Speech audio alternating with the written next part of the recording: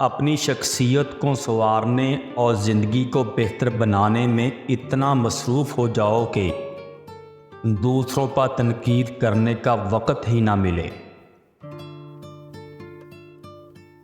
کبھی کبھار حق پر ہونے کے باوجود خاموش رہنا پڑتا ہے، اس لیے نہیں کہ ہم ڈرتے ہیں، بلکہ اس لیے کہ رشتے بیت سے زیادہ پیارے ہوتے ہیں۔ لوگ آپ کو تب نہیں ملیں گے جب آپ اکیلے ہوں گے، بلکہ تب ملیں گے جب وہ خود اکیلے ہوں گے۔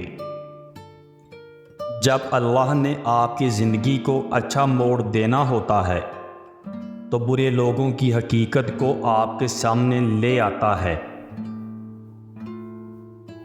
چلنے والے دو پیروں میں کتنا فرق ہے، ایک آگے اور ایک پیچھے، مگر نہ تو آگے والے کو غرور اور نہ پیچھے والے کی توہین، کیونکہ انہیں پتہ ہے کہ پل بھر میں یہ بدلنے والے ہیں، اور اسی کو زندگی کہتے ہیں۔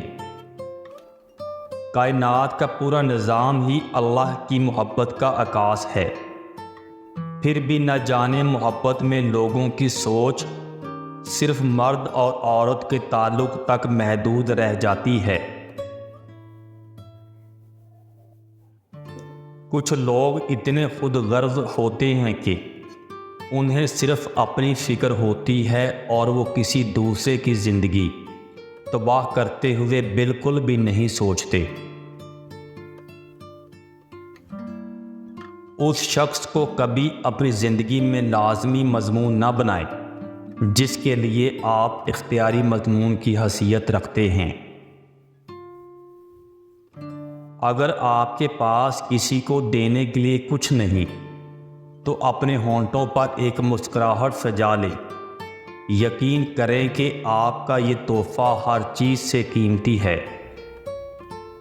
منزل پانے کا یقین نہ ہو تو وہ سامنے ہو کر بھی نظر نہیں آتی، یقین ہونا آدھی کامیابی ہے۔ مشین کو زنگ لگے تو پرزے شور کرنے لگتے ہیں، اور عقل کو زنگ لگ جائے تو زبان فضول بولنے لگتی ہے۔ اپنی غلطی کا اعتراف کر لینا ایک بہترین خصوصیت ہے۔ اس نفس میں عاجزی پروان چڑھتی ہے اور تکبر کمزور ہوتا ہے۔ دوسروں پر کیچڑ اچھالنے سے پہلے اتنا یاد رکھیں کہ آپ بھی انسان ہیں اور غلطیوں سے پاک نہیں۔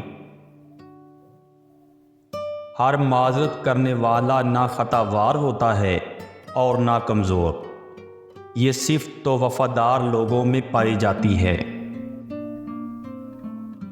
جہاں لگے اہمیت کم ہو رہی ہے وہاں جانا کم کر دو، پھر چاہے کسی کا گھر ہو یا کسی کا